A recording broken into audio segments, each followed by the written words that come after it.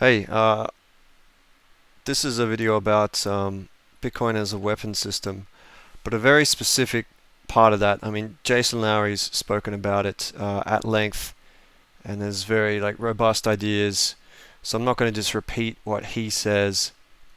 If you want to know more about those ideas, you can check him out on Twitter or whatever. He's done a lot of videos on YouTube as well with different podcasts. But yeah, so Bitcoin as a weapon system, and he talks about how how guns trump knives.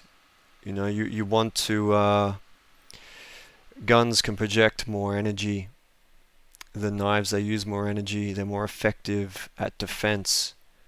So defending your property, defending yourself, projecting power. They're better at projecting power, so they trump knives. Everyone who didn't adopt guns as a technology, the better technology, lost out to all the people that did. Now, there are many cases throughout history, all around the world, of this with different technologies, with planes, etc. Many cases. And so he talks about Bitcoin being this next step, this new technology. And Bitcoin mining, right?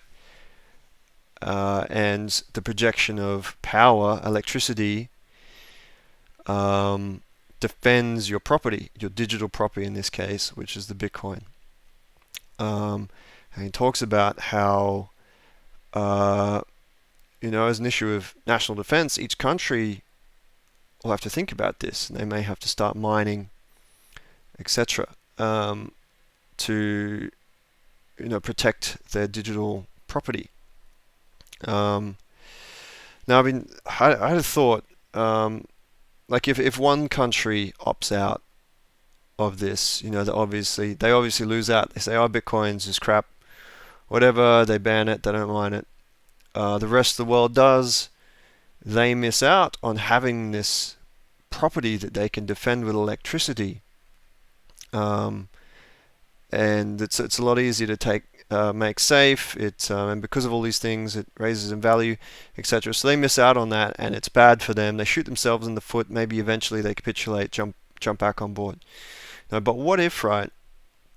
And in the historically, no one's had a choice not to adopt the newer technology, like guns. If you don't adopt the new technology, you lose, right? You get invaded. You get taken over. But in this case, with mining, I was thinking, so one country obviously can't opt out. But what if, in this kind of dichotomy, this geopolitical dichotomy we kind of have where it's East versus West, what if, the entire East opts out, right? And then I thought, because they still have nukes and stuff, right? And they don't really, we still can't invade them. We can't attack them. This is just a different form of property they're opting out of having, and them doing that halves the value of it for the rest of the world. But I was thinking, what would incentivize them to opt out? I mean, the entire East, half the world, which is different to one country opting out, right? Half the world opts out. If the entire enemy opts out, that's kind of different. But I guess it's not exactly East versus West. I mean, there's some blur in between. But I was thinking, what would stop them from opting out? And then I thought it's in just say the US, for example. Just say they figure out this. They say, okay, as a matter of national defense, we need to start mining Bitcoin, and we need to have these mines, maybe underground or somewhere safe so they can't get attacked, blah blah blah. But if they just go out and dominate the entire network, and say have 90% of the hash power, or even just say 55% or 51, then immediately, say China or Russia or the East, they're going to be like, oh, the US essentially controls this property. They have 51% of the hash power. We're not going to opt into that because it's not decentralized, and then they'll have control over us. If the US projects too much power, too early, you know. So I was thinking it's maybe not in the best interest for the US, or for anyone for that matter, to project too much power on the network. Um, it's they need just enough such that the enemy still uses it, so that each of them can keep their property safe. And if you think back to any other technology, whether it be guns or nukes or aeroplanes or ships or whatever, tanks, it's always been in a country or military's best interest to have the most of that, be as dominant as possible, right? Be as dominant as possible.